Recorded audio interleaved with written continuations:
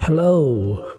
So in our previous videos, we discussed on how to rationalize a denominator. So we discussed two methods in our previous videos.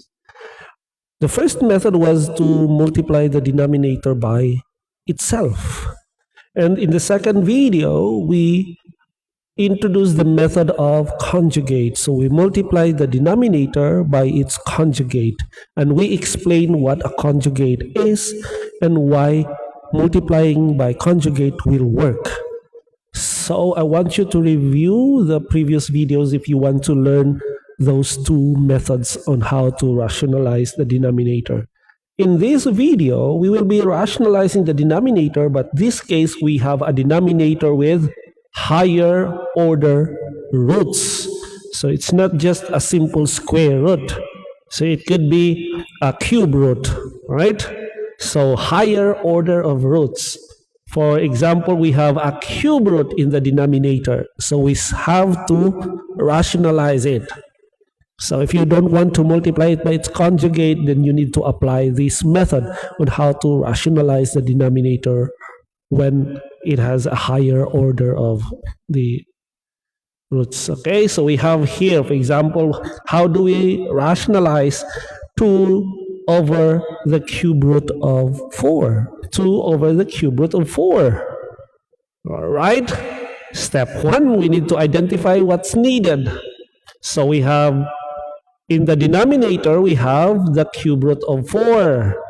And the cube root of 4 can be written or rewritten as this, the cube root of 2 squared, because 2 squared is actually 4, right? However, we can actually make it a perfect cube, because the cube root of 4, we cannot actually get it the exact value for the cube root of 4, right? But we can make it a perfect cube. So we need one more factor of 2. So what happens if I will multiply this with a 2? 2 squared times 2. It will become 2 cubed, or simply 8. And 8 would now be a perfect cube, because the cube root of 8 is 2. Right?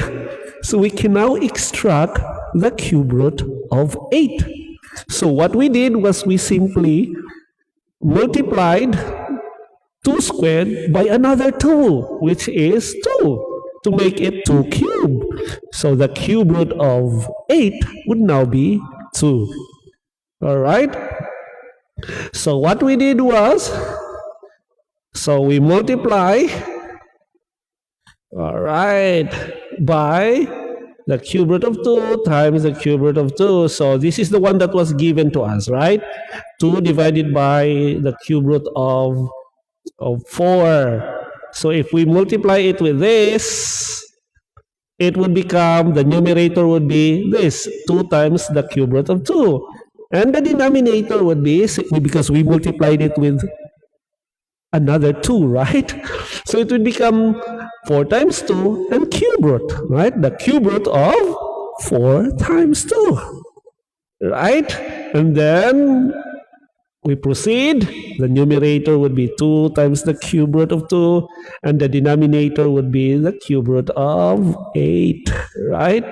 The cube root of 8. It becomes a perfect cube now. And if we simplify further, what happens if we simplify further? The cube root of 8 is actually 2, all right? So we have here the numerator, 2 times the cube root of 2, and the denominator is 2. Now we can cancel out 2, right? So what is left is the numerator, cube root of 2. So the final answer is the cube root of 2. All right? It's quite easy, don't you think? See, we rationalize it, so nothing is left in the denominator now. So what is left is that one, which is actually the numerator of cube root over 2. All right, let's try it again. We have here the cube root with a coefficient. Okay, it's not just a cube root, but it has also a coefficient. For example, how do we rationalize this? We have 3 divided by 2, so there's a coefficient 2, times the cube root of 9. So let's analyze it again, all right? So we have 9, right? Oh, 9 is actually 3 times 3, right? But that's not a perfect cube because there's no perfect cube for 9. But 27 is a perfect cube, right? 27 is a perfect cube. The cube root of 27 is actually 3 because 3 times 3 times 3 is 27. 3 times 3 is 9 times 3 is 27. So the cube root of 27 is 3. So 27 would become a perfect cube. But we only have 9, right? So we need one more factor of 3 to make it a perfect cube.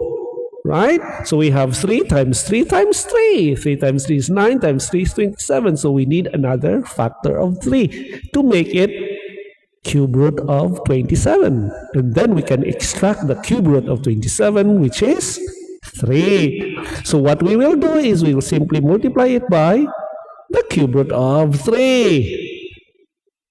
So we will multiply the numerator by the cube root of 3 as well as the denominator with cube root of 3. So this is now the denominator. And the denominator, look at what happens to the denominator. 2 times the cube root of 9 times 3, right? 9 times 3 is 27, right?